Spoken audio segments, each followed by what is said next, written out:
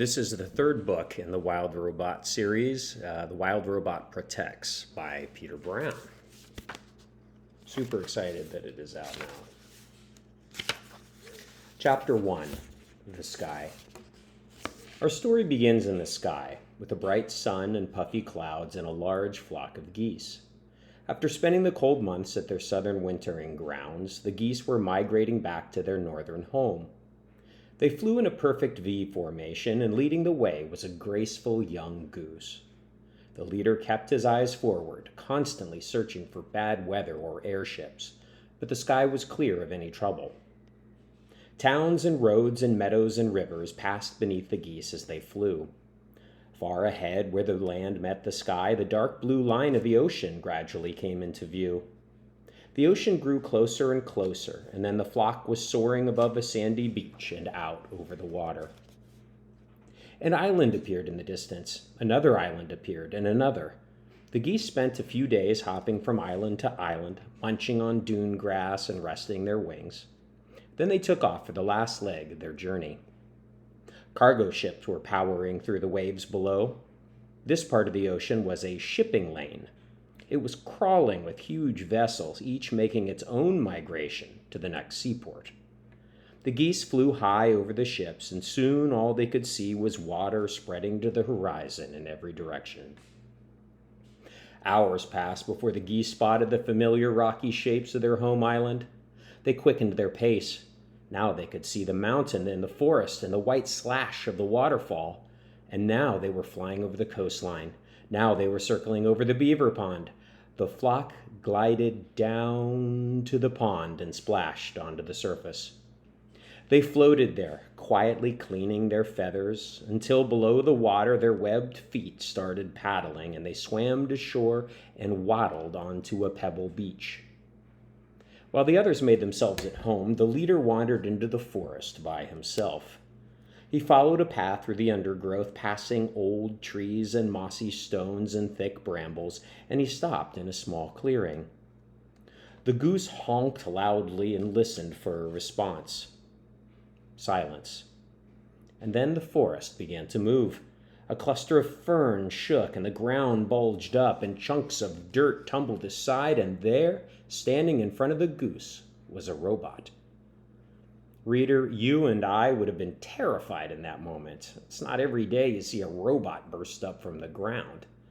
But the goose wasn't terrified. He was happy. You see, the robot was his mother.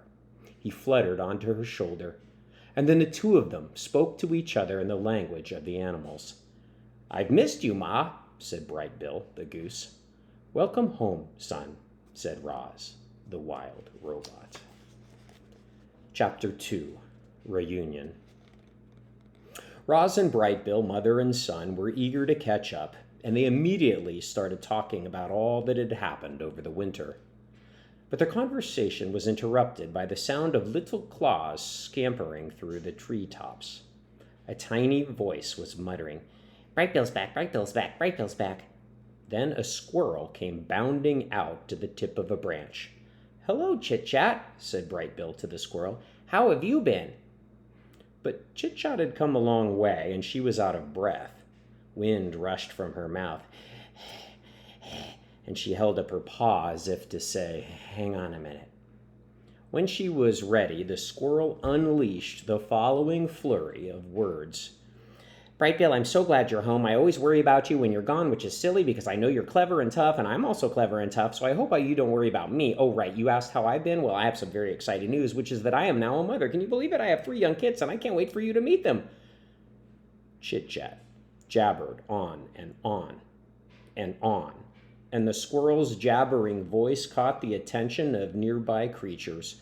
Think the fox crept out from the bushes, Mr. and Mrs. Beaver climbed up from the pond, Swooper the owl flew down to a log, and more animals emerged from the forest, smiling and laughing, eager to reunite with their old friend Bright Bill.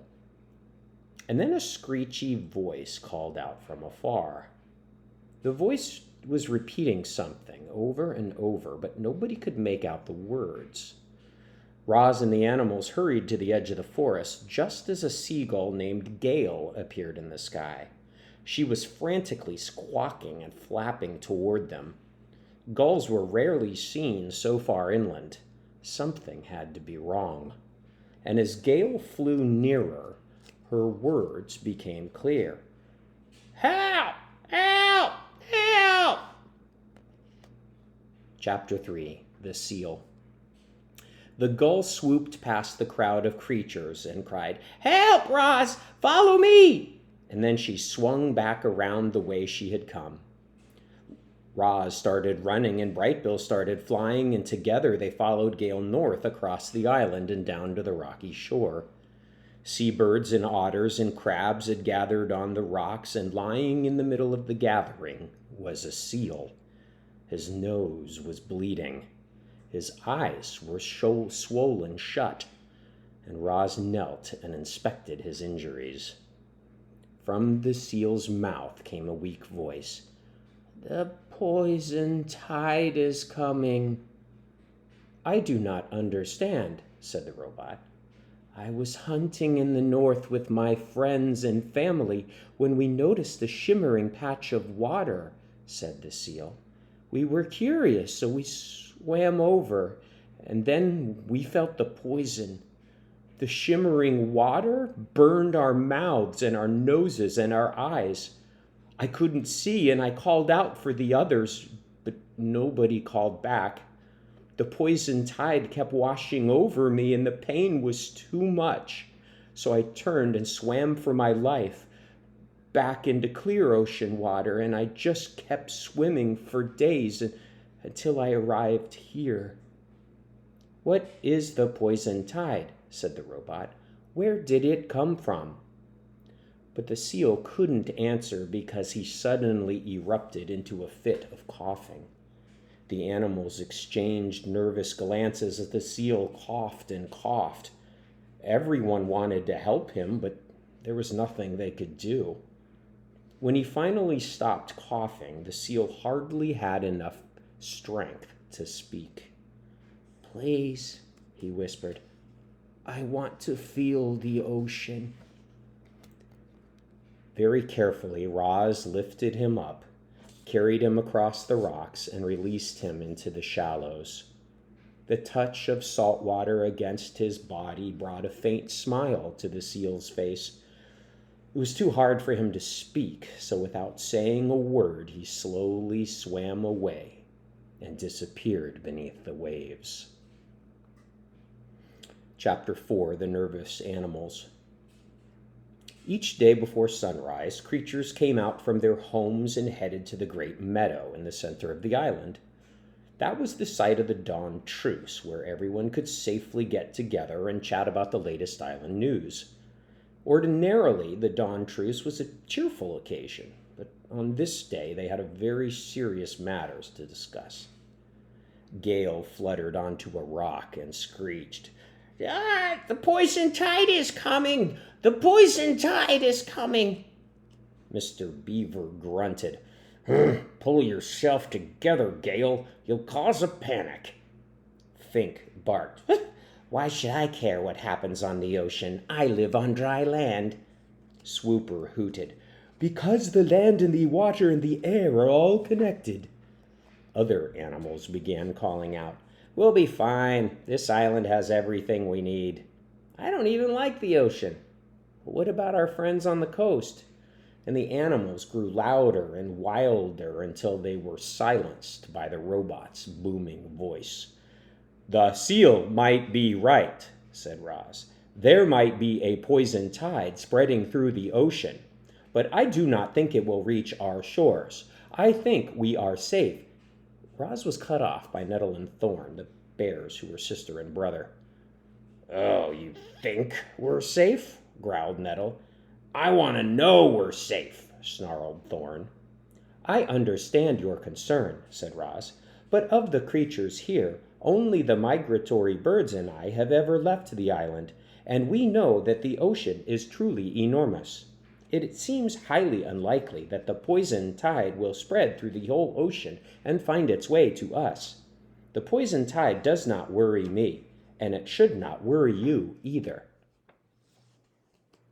Chapter 5. The Talk. Brightbill had something important to tell his mother, so he led her up to the grassy ridge on the west side of the island to the place where he'd learned to fly. It was one of their favorite spots to visit.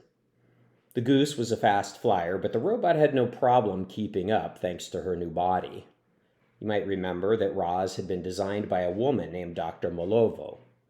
They had once met under some rather difficult circumstances, and during their time together, Dr. Molovo transferred Roz's mind from her old robotic body to her new one. Her new body was stronger and tougher and faster than the original. Now Roz effortlessly glided across the rugged landscape as Brightbill raced through the air.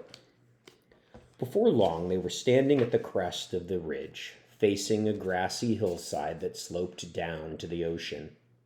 Far below, a wave crashed against the rocks, shooting sea spray into the wind. A moment later, our friends felt the sea spray sprinkling against their bodies, and then Brightbill started to talk. "We lost 2 members of the flock this winter," he said softly. "They were an older couple who wandered off from the wintering grounds and were attacked by a pack of coyotes. I didn't know them well. They kept to themselves and only joined the flock for migrations. But the loss was hard on us all. They had a daughter, and I checked on her to see how she was doing. Her name is Glimmerwing, but everyone calls her Glimmer. She's about my age, and we enjoyed each other's company, and by the end of the winter, she and I were inseparable." A little smile appeared on Brightbill's face. "As it turns out, some good has come from that tragedy, because Glimmer and I have decided to become mates." Roz stared at her son. Her glowing eyes gently pulsed, and then she said, "I am so sorry to hear about Glimmerwing's parents, but I am so happy to hear that you have found a mate. Tell me about Glimmerwing. I want to know everything." "I could tell you about her," said Brightbill, "but I thought I'd just introduce you to her instead."